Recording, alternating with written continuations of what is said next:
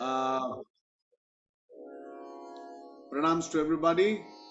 Um, any of us specifically remember where we last dealt with in the prior class? Any comments quickly?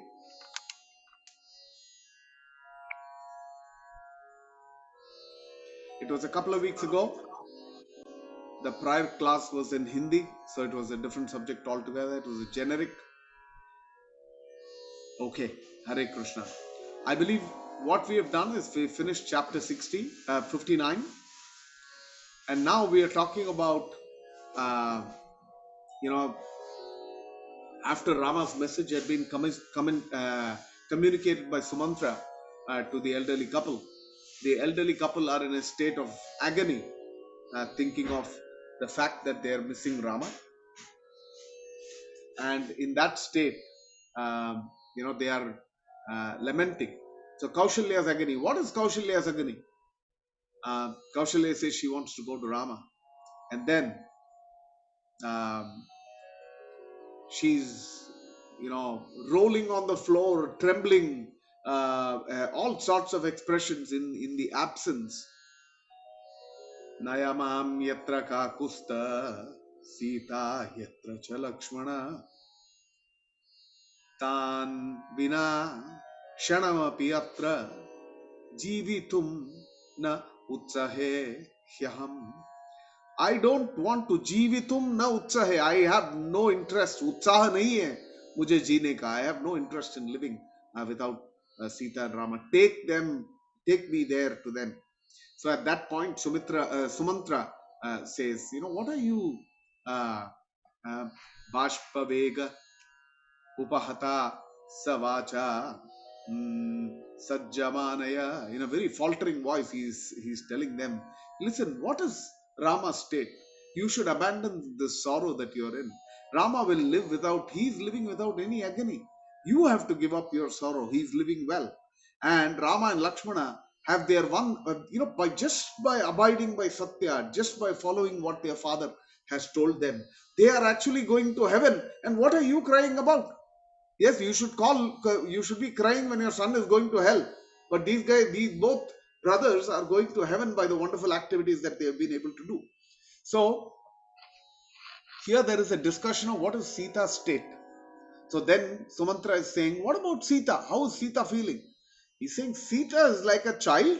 She's not depressed at all. She's enjoying being there. She's enjoying that company of Rama. She's so happy that she's in this thing. If she had stayed back in Ayodhya, this would have been hell for her. And Rama is enjoying true happiness with her. She's enjoying her best time with Rama, because when here Rama had so many engagements that he had to take care of. So she's frolicking as if she's in a garden in Ayodhya. So, and she's radiant like the full moon, and her feet are red like the lac. We see the Bengali women specifically have the lac that they put on their feet, and that she's in Rama's feet, uh, and she's having she's taking refuge in Rama's arms. She is fearless of animals. So don't worry about Sita. There's nothing for you to lament about. Um, and then she says, why you or king, why is it that you should be lamenting? In fact, they are cheerful, abiding by the father. They are residing with the sages. They are having such a wonderful experience.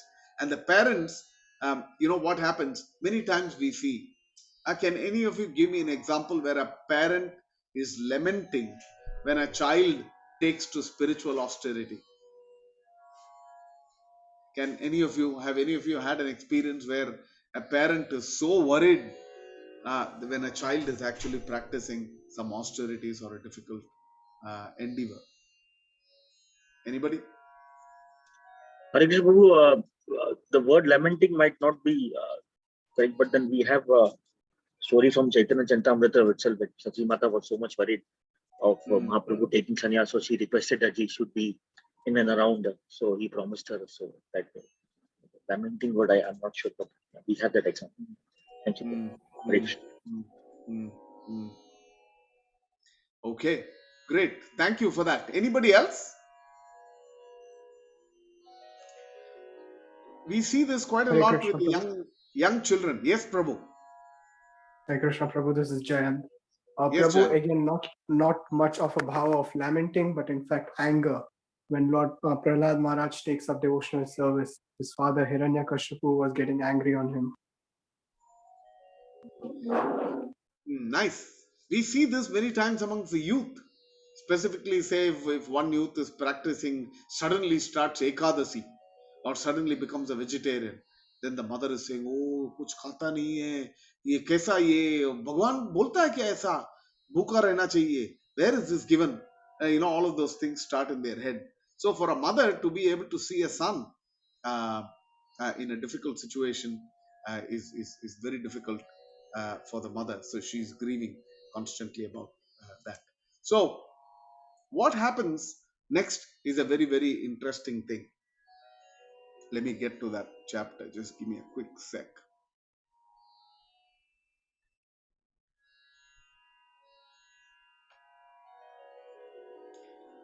So in this state, what happens? Kaushalya, though he has heard all these words of Sumanthara, um, she's lamenting and she has concern for Sita. She's saying, this Janaka, how will he ever tolerate this? What have you done to Sita? She's been somebody who's lived in such comforts. How is she going to this thing? How is she going to survive on grains and food? Where will Rama sleep? Uh, um, you know, why is my heart not splitting in this situation? They should be enjoying pleasures of life. They are actually suffering. And she says Bharata will never give up this kingdom, and Rama will never accept a kingdom that's given to him by Bharata after, as if somebody किसी ने झूठा खाकर उसको दिया हो. He will not, so Rama will also not accept it. So this whole discussion, when she goes through, she's going through difficulty, and then she is getting on Dasharatha's case that you have banished your righteous son. And though he's capable, he can fight single-handedly for the sake of dharma. He can fight this entire world. He's such a great person, but you have done this. And for a person like me, for a woman, there are three supports. One is the fact that there is her husband, and as a husband you didn't support me well enough. And second is she's supposed to have the support of her son, and at this point in the son has gone to the forest, you have banished him.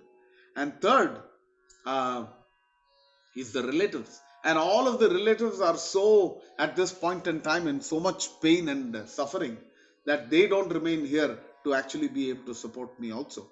Therefore, uh, you know with this, Rama not here, my relatives not being able to support me, but not forget my fate. This entire kingdom has been destroyed by you. The people have been, misled by you. The ministers have been let down by you, and all of that is very, very difficult. That you have done difficult activities. Hatam tvam rajyamidam sarashtram hataha tata atma sahamantribihi bihicha hata suputrasmin हताश्च पौराः सुतश्च भार्या च तव प्रहृष्टौ. Yes, there's no happiness for anybody. So hata rajyamidam, you have killed the kingdom, you have killed the people in the kingdom. Hata atma, you've ruined yourself and your name. Mantribihi, you have killed the ministers. So hearing this, actually Dasharatha loses his senses in that situation. So when Dasharatha is in that state, then Dasharatha comes to Kaikeyi and he says, "Hey Kaikeyi, you're not the person who creates, who gives pain even to your enemies.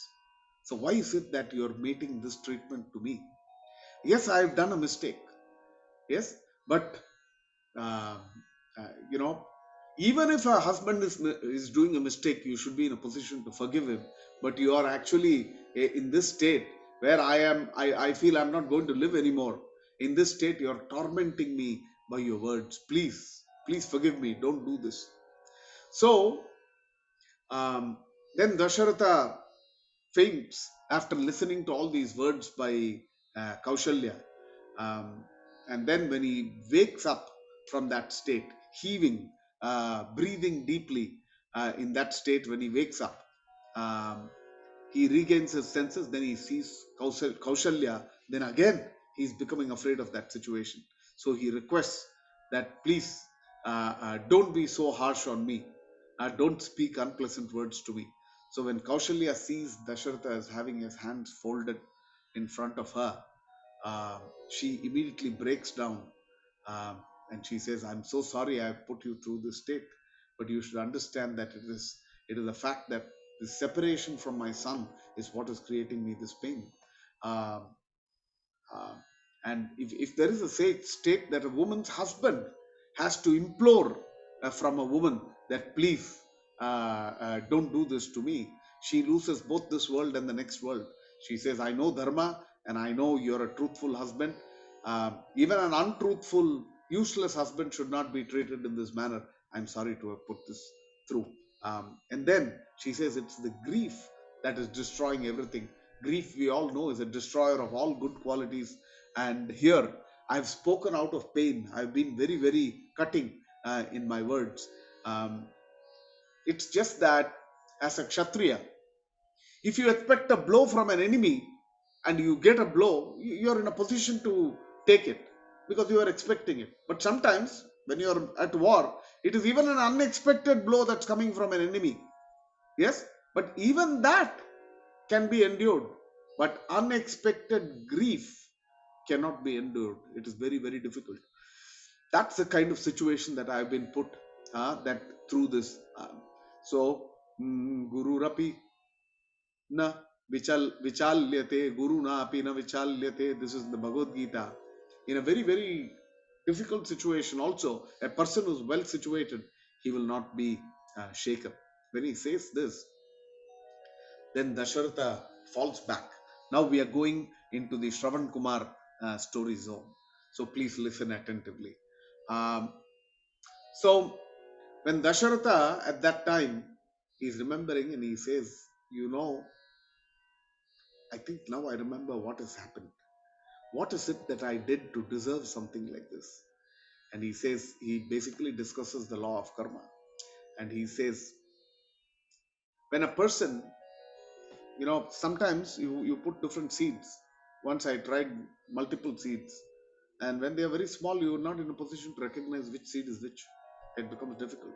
Some are unique, they stand out of the way, possibly easy to recognize, but others are not like that. But when all these start to grow, so you don't know which one to water, which one is weed, which one to nourish, which one to actually pull out. In a similar manner, he is saying, it looks like all my life I was supposed to grow a mango tree nicely, but unfortunately, it looks like I grew a palasha tree. Palasha tree has wonderful flowers, but it's going to be giving very kadwa fruits, unconsumable literally. And this is like, he says, like a credit card. Whatever I have put, that's all I'm going to get. So then he says, what I've done worse is forget nourishing the mango tree. I've cut the mango tree. That's a son who is such a great son that I've basically cut, banished Rama. So what a stupid thing for me to do. I've been completely wrong at what I did. Stating that, he says, I actually remember what happened. Let me narrate to you the story. He narrates this to Kaushalya. And he says, this is the rainy season of Chaturmasya. So at that time, that's the season when the trees and flowers and everything start to grow. The first rains are coming in there. The trees have received their nourishment. Trees get that beautiful hue of green. And in that situation, with the trees getting nourished, there being more flowers, there being more for birds to eat, there's more for animals to eat, they get pushti. And when they get pushti, all the other, first the herbivores and then the carnivores, they all become healthy. So when you become healthy, when you put ahara into this thing, then there is a desire for vihara. So this is also happens to be therefore the mating season. So the flowers are in full boom, the bloom, the birds are mating, the animals are mating. This is a whole scenario, is a scenario of growth, is a scenario of passion, is a scenario of enjoyment. In that particular situation, my Madakama Vivardhini, the mahol, the paristiti, the situation there, the ethos was such that it will increase, Vivardhini, increase Mada and Kama. In that state, I was thinking that, hey, I've learned this Shabdavedi, and it's time to, like a little boy who just got a new mobile or a new software, he loves to try it out. In a similar manner, Dasharatha was a very young boy at that point in time. So he wanted to try the Shabdavedi, which was a very, very special instrument to use, that it detects by sound and goes and hits. Speed, sound seeking missiles today, as they say. So he says, what was the situation? The all the trees were all down, with the weight of the water, yes, because the leaves had water, and the birds were sticking there. So he's at that time he's trying the Shabdavedi weapons and the various weapons. So he had already gone ahead and killed a few animals there as part of his practice. And then the whole mountain, rain became heavier, the whole mountain became like a big mass of water, and water, small rivulets started to form, brown and red water started flowing, and then they're flowing into a stream, and the stream moving on to the mountain. So in all this situation, it's a very, very beautiful situation that's being described, as to what is the frogs and the geese, and they all start making noise at that point in time, and the rivulets start to flood, and they're losing their course because there's so much water excess. Perfect season for hunting. Here is an unmarried young man trying Shabdavedi. So after having killed these two animals, then he's seeing that, hey, it's pre-dawn time and I'm hearing something. Let me hear what it is. You know, Varanasya iva gosham jale pum kumbhasya puryataha. So Varanasya Ivadosham, like an elephant. Now he got smaller animals, bison and others. But then it looks like he's hearing the sound of an elephant. Ooh, that's exciting. So Varanasya Iva, it sounds like. But actually, what was this? Jale Kumbhasya Puryataha. What actually it was a pitcher. He didn't know. So when he heard the sound, as soon as he heard the sound, he let the arrow go, with the specific mantra for the Shabdavedi. And as soon as that went out, he heard a loud human voice that came out. Katam Shastram Nipetuhu Tapasvinihi. Why would somebody, this is the first question that was asked, why will somebody discharge an arrow towards a tapasvini? Tapasvi. I'm a tapasvi. I'm not here to harm anybody. Why would somebody shoot me with an arrow? When he heard this, Dasharatha really is not understanding what's happening. Here is a young boy, inexperienced in life as to what's happening. This is the last thing he thought that's going to happen. He thought he's hitting an elephant, and as soon as the arrow went, the voice he's hearing is a human voice, and somebody is saying, why would I be hit by an arrow? So it's very clear to him that he has hit a human by that time. So then he says, what harm have I done to anybody? Why is this happening? So he says, I've renounced violence. I've never committed anything to anybody. When he's hearing these words, he's slowly walking towards the boy. He's seeing the entire space where he's lying down, muddied space now full of blood flowing all over from the wound that is there. And the boy is suffering severely. Uh, and the energy, in his eyes, he's able to see that this is not this is really somebody, a tapasvi. But now that tapasvi he's feeling his whole body is burning by the effect of the arrow that is there. He says, hey, listen, I have no regret for my life. Uh, you killed me, that's not the big thing. But you're a very smart guy, very capable person. You managed to kill three people with one arrow. You must be really good. With one arrow, it's not, you're just not just killing me. My parents. Who's going to support them? I have been their eye, I have been their legs, I've been their hands, I've been their everything. So my aged parents have also been killed by the same arrow. Vriddau mata pitarau aham cha ekeshuna hataha. One issue. With one arrow, you managed to kill all of us. So then he says, how will they live? I've been feeding them, washing their clothing, doing everything for them. I read scriptures for them every day. They will, what can do they do but watch me like a tree that is there, uh, seeing another tree nearby being cut, but this tree cannot do anything at all. Or like a parent bird, which is seeing that a nest is being taken away or somebody has actually captured the birds. You just can't do. You have to sit there and watch it. So that is going to be the state of my parents. They must be searching for me because they are thirsty. They've asked me to go and fetch some water. So if you see there is a route going from here, please take the route and go give this to them. Yes, give this water to them. Go there and beg for their forgiveness. If you don't go there or get their, get their audience, if they curse you, your entire dynasty will be consumed. They and their anger, they can burn you and they can burn this entire forest. Therefore, don't miss out to go. And he gives them that warning. Or your entire, Ragukula can be finished. Therefore, go there and beg their forgiveness, so that they don't curse you. Then he says, please remove this arrow from my body because, the way it has pierced me, it is paining me too much. Now Dasharatha is suffering here. What has he gotten himself into? This is something that he didn't intend to do at all, but he has gotten himself into this particular situation, totally unintended. And this boy is now asking him to pull the arrow. What is the implication of pulling the arrow out of a person? If you pull the arrow out of a person, it means mostly the person will die immediately as soon as that comes out, because there's going to be a gush of blood that's coming in, and he would die. If you don't remove the arrow, then he seems to be writhing in pain and suffering like anything. So Dasharatha's dilemma is, what am I going to do? Remove the arrow, not remove the arrow, in this painful situation.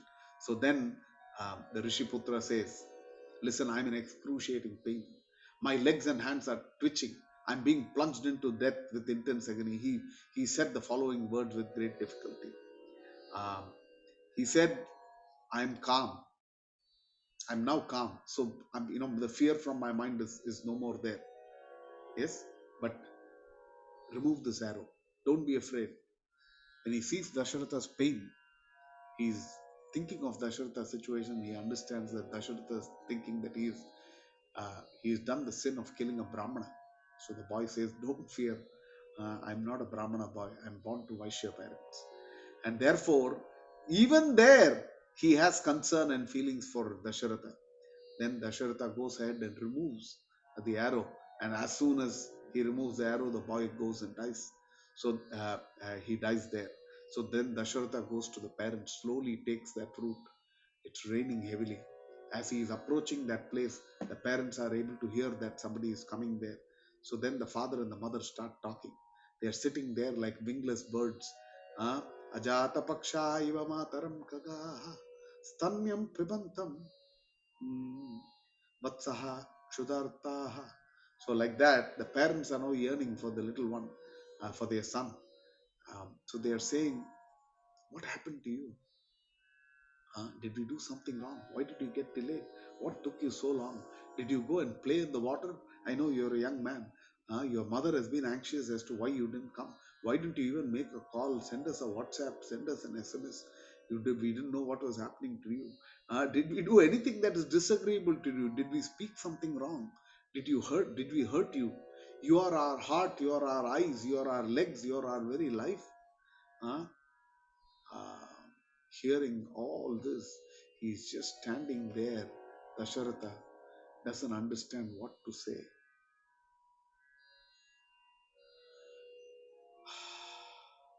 What am I going to do? Thinks Dasharatha. So here, if you see, the parents are making up to their son, but whom they are speaking to? They are speaking to Dasharatha. And then they're asking, hey, why are you not speaking to us? So Dasharatha is trying to stammer something. And with a lot of effort, with great fear, he comes to, after, he had to make a lot of effort to control his fear, control his particular situation, controlling his thoughts, controlling his power of speech. He said, I have done it. It's me, not your son. Yes, it's a pathetic incident that happened. I've killed your son, thinking that it's the sound of the pot was the sound of an elephant, and your son has died. Uh, Suddenly, the father and mother are stunned, total silence. They don't know what hit them. They're not even able to understand what just happened here. Then, with a deep sigh, the sadhu broke his grief. The mother started weeping.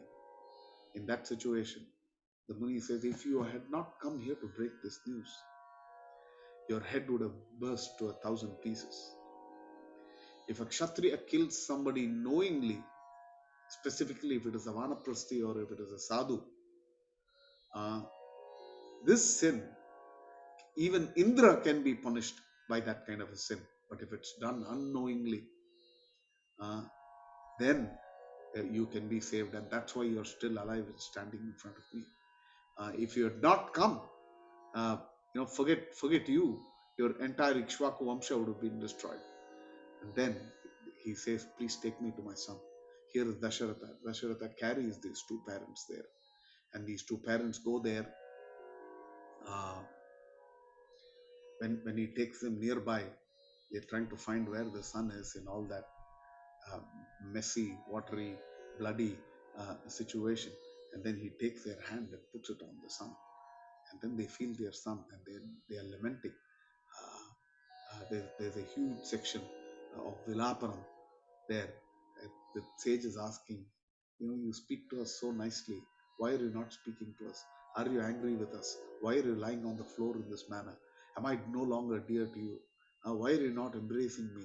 Your mother is here next to me. Why are you not talking to her? When will I when will I ever hear those sweet scriptural recitations that you would read for us in the night, every night? Who will serve us from now?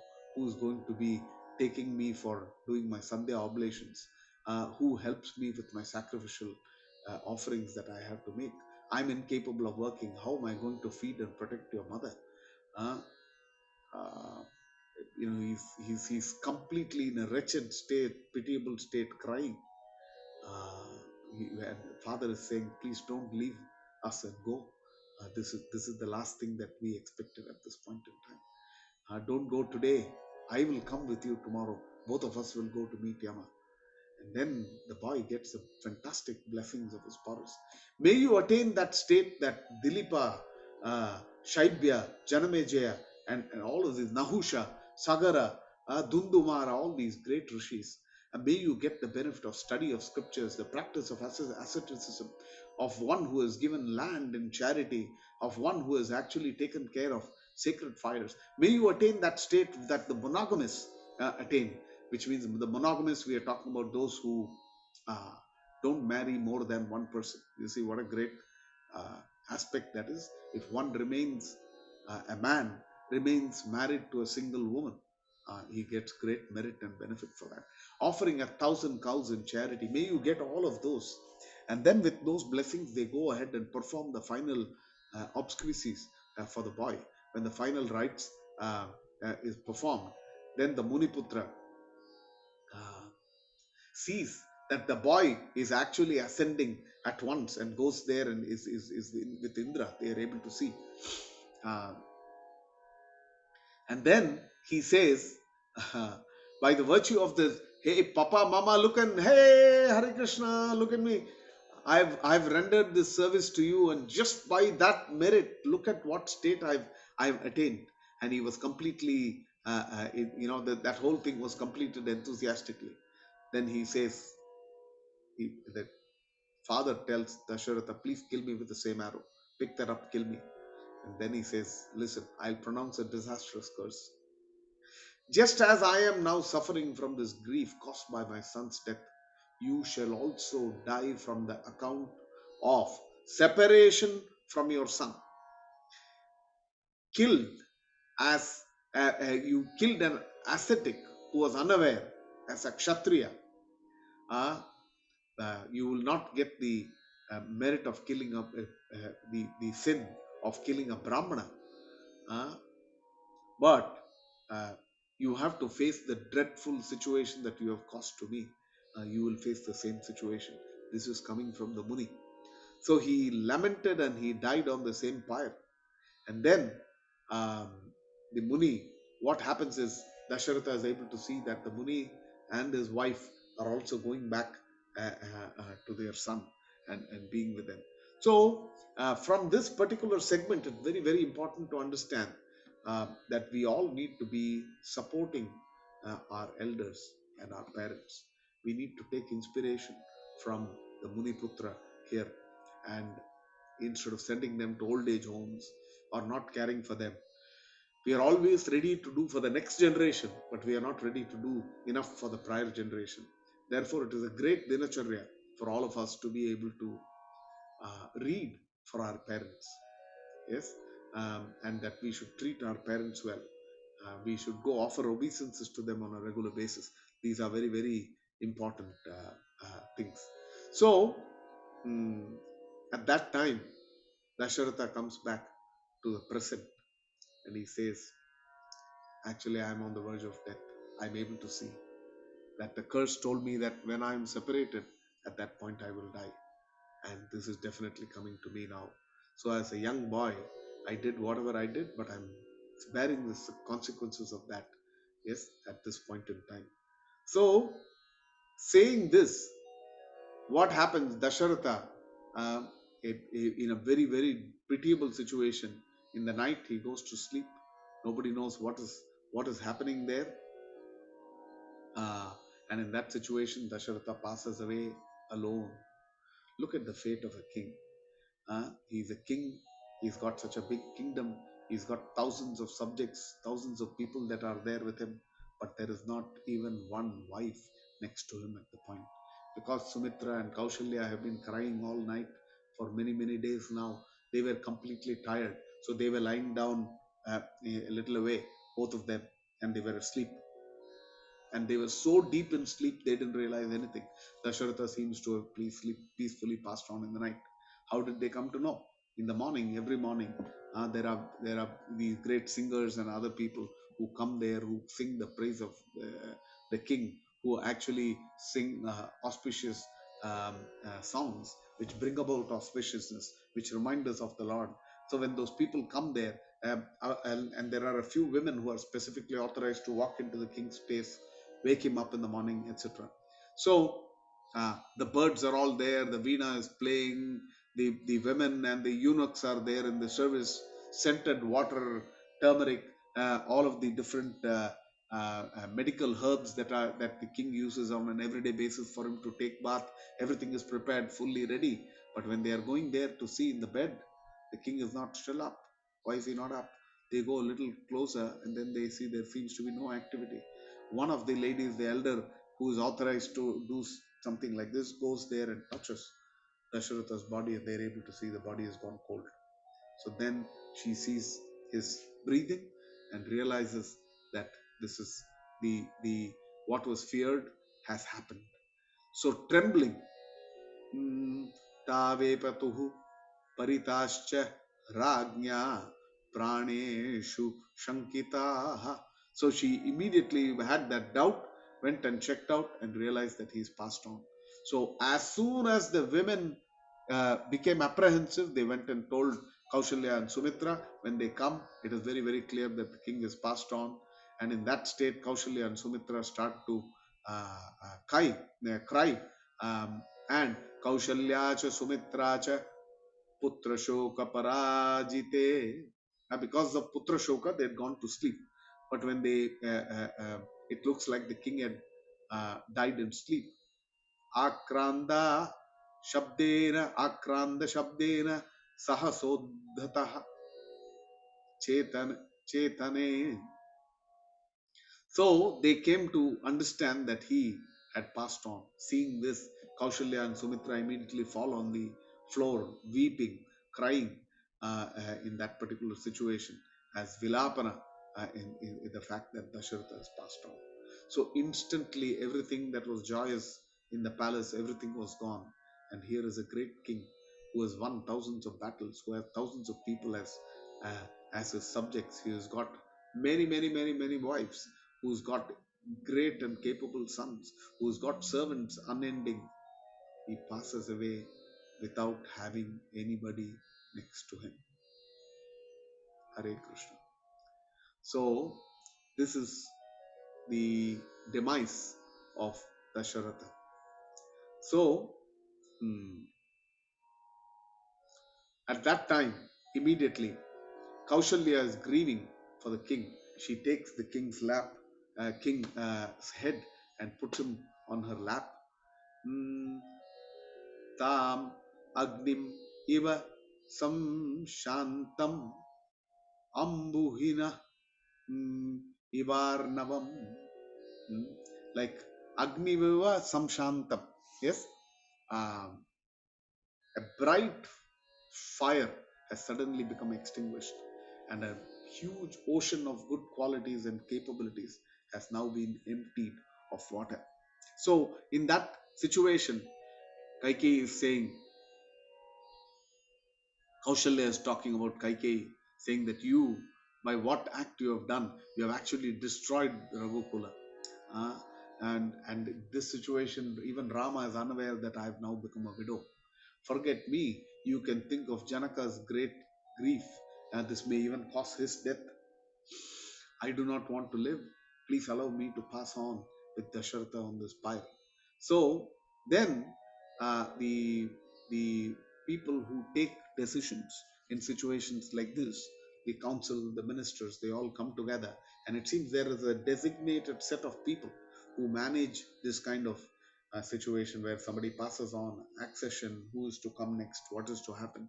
So those people basically come and decide that the body needs to be placed in an oil tub. Taila dronyam ata amatya samaveshcha jagati patim. Amatya, the counselors, dronyam, taila dronyam, a vessel, big vessel of this thing. They are putting Dasharatha there because in oil you can preserve everything. So for that sake, so the counselors say that we will wait till the sun is here, and then we will be doing the needful. And when the people hear about this, they are all out there mourning. Ayodhya all the people of Ayodhya crying. People are denouncing Kaikeyi in a big way, and they say that this is now like a night without a moon. This woman has forsaken her husband, and the city of Ayodhya has now become. This Kalidasa very beautifully describes. Kalidasa or Boja says this, that what did she get as a result of whatever she did? Vaidavyaika phalam shriyam. There's only one big wealth that Kaikeyi got, and that great wealth is Vidwa Twa. She became a widow. That's what she got. But along with that, the nation became a widow because they missed Dasharatha. They so loved Dasharatha. So that was the last there. So the people from the Sabha who need to make the decisions, they had all been invited. Rajakartaraha Sametya. So they all came together, had a Sabha. And whom did the Sabha include? The Sabha included the greats like Markandeya, Maudgala, Kashyapa, Katyayana, Gautama, Jabali. We saw that, we'll be seeing that name much later. So he was also one amongst the big, the very important people out there. And then they said, somebody from the Ikshvaku Vamsha has to be appointed as soon as possible. And then they discuss one particular segment. It's an interesting segment where they talk about the fate of a kingless state. Narajake Janapade, this phrase is repeated again and again in almost every verse. So the first thing they say is there will be no rain and water. Why? Because Annad bhavandi parja parjinad yajnat bhavati parjino yajna karma samudbhava. So first, all this karma is not going to happen, because that karma will not happen. Yajna will not happen. Yajna will not happen. Rain is not going to happen. Rain is not going to happen. There's no going. So this whole chain they talk about. So uh, the clouds will not come. Rains will not. This thing. People will not sprinkle seeds. Seeds will not be shown, which means all the sown, all the dharma, varnashrama duties. Um, which make agriculture happen, all of that is not going to happen. Now, what happens in the spiritual corridor? Spiritual corridor, what's going to happen is when the king is there, he actually enables, supports the Brahmanas, because the Brahmanas are supported, they are happy in their state, they continue to do all the necessary sacrifices. But if the Brahmanas are not going to do sacrifices, what is going to happen? Everything, all the yajna, everything is going to come to a stop. Ascetics who were actually moving around, because there are many chatras who had been established where they can live, they get their ahara, and they go about in giving Krishna consciousness and spirituality to others. They will stop moving. uh, they may become corrupted. Discourses that were happening in the gardens, which talk about Ramayana, Mahabharata, in Ramayana, yeah, talking all these topics, that's not going to happen. Beautiful deity worship in a very disciplined manner, wherever that was happening, is not going to happen anymore, because all of this is supported. Um, People do this specifically because there is a king, and the king supports this. King wants something like this done, and that's the fantastic benefit of having godly kings, not atheists, in the rule. So next thing he says, what happens with the administrative corridor? The big problem with the administrative corridor is law enforcement is not possible.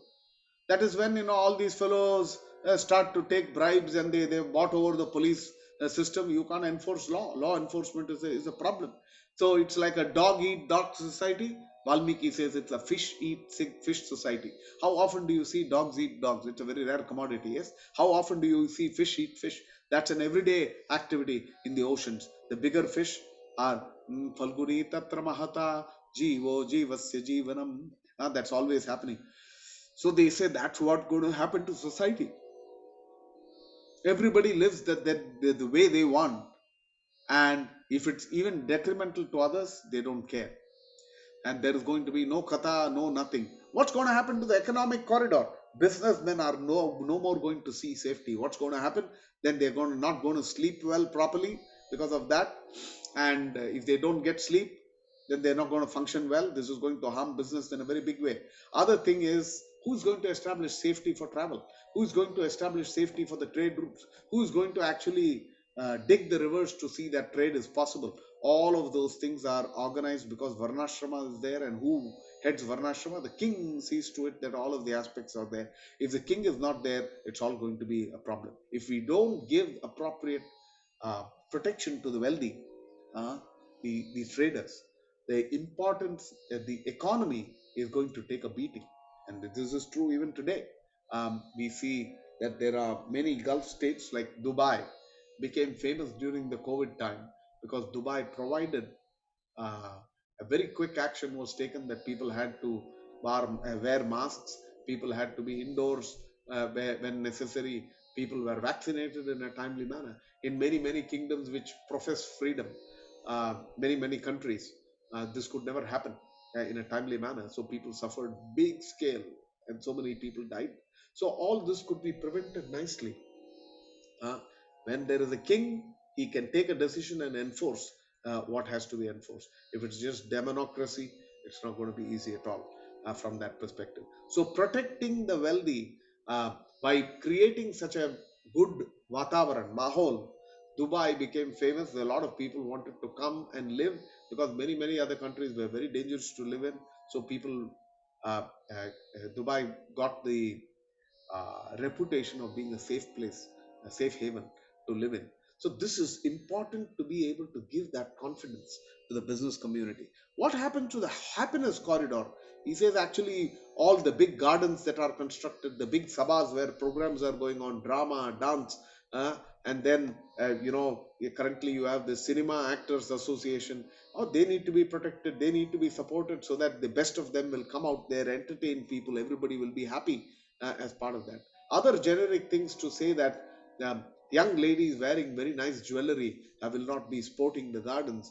There is no pleasure derived from these activities. Nobody is wearing those big perfume garments, which even after you go 100 meters from that space, 2 minutes later you will still smell them sometimes when somebody is walked out of the lift. So what happens to miscreants? The fact is there are miscreants in the world and they need to be put in place. And if a king is not there, there is going to be no fear. Some people laton ke bhoot baaton se nahi mante. They need lat. So the king is the person who ensures that there is a law and order. And so if that is king is not there, this is going to be trouble. What happens to the family corridor?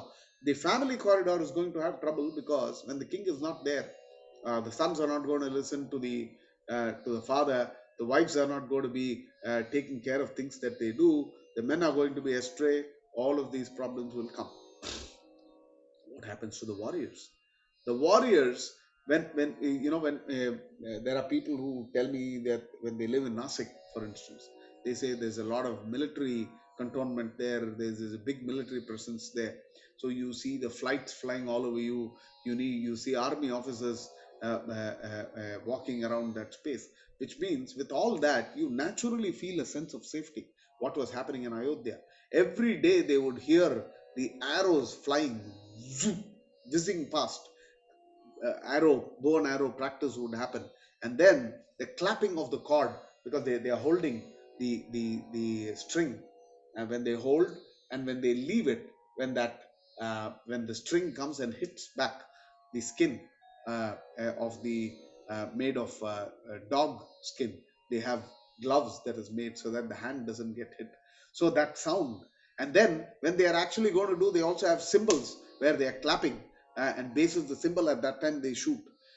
So with all this, people feel that sense of safety. Also, when we are fully ready, the enemies are always aware that this is not a kingdom that's asleep without a king, but there's practice. They are always ready for a if somebody is charging them from anywhere. And then they give the glories of having a good king, to say that like a cow, a barren river, or a forest. Yes, um, a cows without a cow herd. Yes, what is they're just going astray all over the place. Similarly, humans will go astray. A river without water, that is our state. Forest without vegetation, what is going to happen here? The king is like the eye for the body. The eye is constantly looking at things. If something is coming that is going to hit you, the eye is the first thing that alerts you to that. You can immediately get up and this thing. But if that eye is not there, what's going to happen to the body? Uh, the king is the one who puts truthfulness and morality in place. He is the father, he is the mother, he is the well-wisher of all their people. Uh, and then they admonish Bharata uh, and Kaikeyi here, and then say that the king is higher even than Indra and Yama and Varuna and all these people. Why? Because the king lives with us, takes care of us, protects us, and he helps us discriminate between the good and the evil. So because he's got the right understanding, he's been trained in Artha Shastra, Manu Dharma Shastra, and various others, and he always has counselors who give him proper advice. Based on that, he's able to discriminate between good and evil. This is right for the nation. Let us open alcohol shops all over the city, or in every nook and corner of the state, so that the state can make some money, but then families are going to get destroyed in the process. So who makes this decision? What is right, what is wrong? That the king should be in a position to make, to be able to discriminate between the good and the evil. So at that point, they decide that till the time we are able to get somebody from Ikshvaku who will be ready, it is going to be Vashishta's responsibility to rule. Jivityapi Maharajo Tataiva Vacharam Vayam. When the king was alive, he was always listening to your words. And never once did he overstep. Velayam Navartate. He never crossed an instruction that you gave. So till the time a son of the Ikshvaku Vamsha is consecrated, the request was that Vashishta take care of the kingdom. Hare Krishna. 52.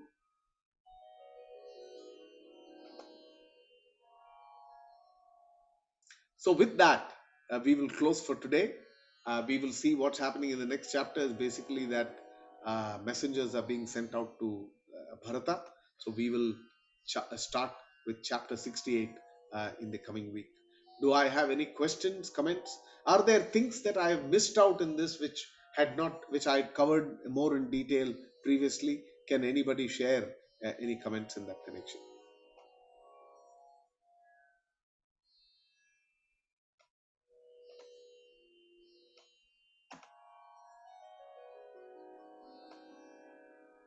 No, Prabhuji, everything I think you covered more, I feel, than last time. Very nice. Hare Krishna. We've been running at full pace. Thank Hare Krishna. Thank you, Mataji. Anybody else? Hare Krishna, Prabhu. Hare Krishna. Just an observation, Prabhu, about what you said about grief, that it really takes away the balance, because we saw two parents, two sets of parents rather. Dasharatha ji and Kaushalya Mata lose their balance out of grief, because of grief, and then the parents of Sravana Kumar. Muni and his wife, yeah. Yes, so they both lose their balance, and though Dasharatha ji gets a boon in disguise of a curse, or what they say, that he'll die out of grief for his son. But in a way, was that, I mean, does that justify the curse, the grief? Does that justify? And similarly, when Kaushalya Mata is lamenting, Jai Kaushalya Mata, but I mean, on material platform, is it all right to lament and take out all the bitterness, the past bitterness also at that time? Only Sumitra Mata seems very equipoised. And then I wonder also, that was Sumitra Mata, though she had the grief of losing Lord Rama, but she was equipoised in giving away her son Lakshmana to go along with Rama, but she was not very disturbed by that, because was that because it was a choice that Lakshmana ji was going along with Lord Rama, and not an order or something that he had to do? So these are just observations, Prabhu. Please throw some light on these. Hare Krishna. Hare Krishna. Yeah, actually, what happens is many times we see this between in relationships. I think I dealt with this in a class a little earlier. Different of us have different positions in the life cycle. When a kid's very young, when kid's in a position to actually take instruction and abide by it. But then when the king becomes a young man, and then he starts to take the responsibilities up, then he comes to the fore, but still he may be getting his feet around and getting to learn from the world. So he doesn't take full charge. But there comes like a midlife stage when a person's been there, done it, and he's doing this thing, while the previous generation is growing older and therefore needing to be supported and all that on one side, or there are children too young. At that kind of central stage, when we are at the peak of your life and your career, one may think that these parents are depending on me, these children are depending on me. I am the person who brings everything. I'm doing everything. I'm the center of the stage. I'm the big man. Everybody is listening to me. Everybody has to listen to me. Everybody has to abide by what I say, whether it's a man or the woman. We all have our cycles when we will get an opportunity to actually misuse our actually power and our capacity. So it looks like Dasharatha, when he had to actually, when he was at his helm, he neglected Kaushalya in many ways, and gave more time and attention to Kaikeyi for reasons which I had shared previously. You need to understand, when it comes to king, they don't even their marriage is not always only by their choice. Many times even that they have to do for the sake of their kingdom. So if you see, for a king like Dasharatha, Kaikeyi was such a fantastic partner,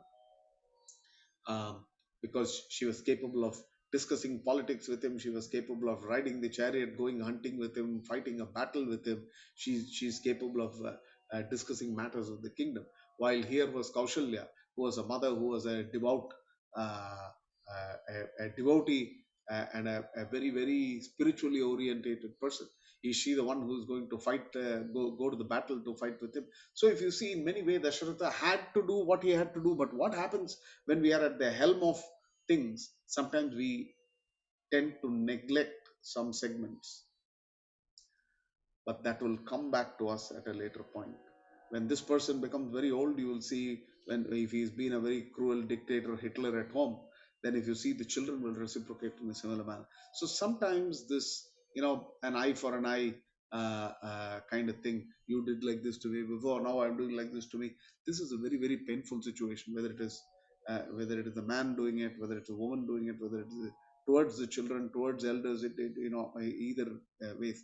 So those are definitely some lessons that we can take home, that we, when we are at the helm, should be dealing with everybody with equity, show respect to everybody, listen to take the opinion of everybody, and not say, oh, I'm the guy who makes all the decisions.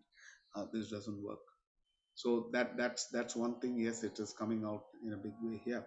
The second question, there was a series of questions and comments. Second one with regard to Sumitra. Sumitra had, very happily, let's go. That verse apparently looks very simple. It says, Ramam Dasharatham Vidhi Mam Vidhi Janakatvaja Ayodhya Mathavim Vidhi Gachata Tayata Sukam. Ramam Dasharatham Vidhi. Hey Lakshmana, when he comes to offer obeisances to Mother Sumitra, Sumitra is telling Lakshmana that you,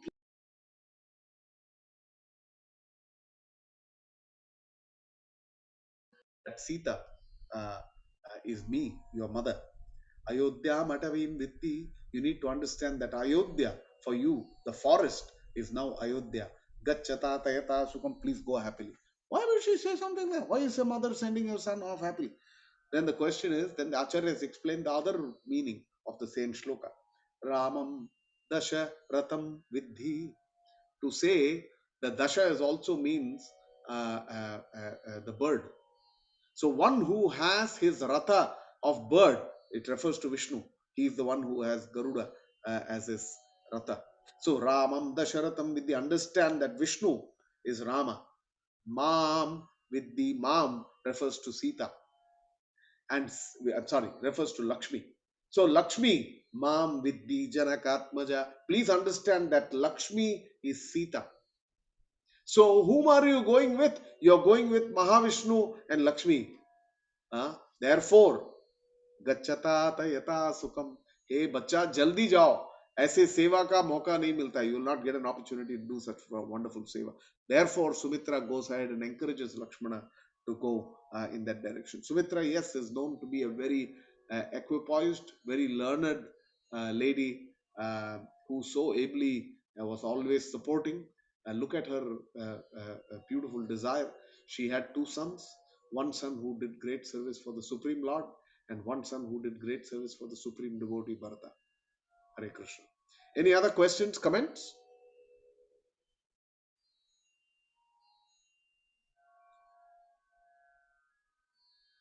Hare Krishna. Thank you very much. So we'll close for the day with Jai Gosha. So please switch on your mics. Sita Ram Lakshman Hanuman ki Jai. Jai.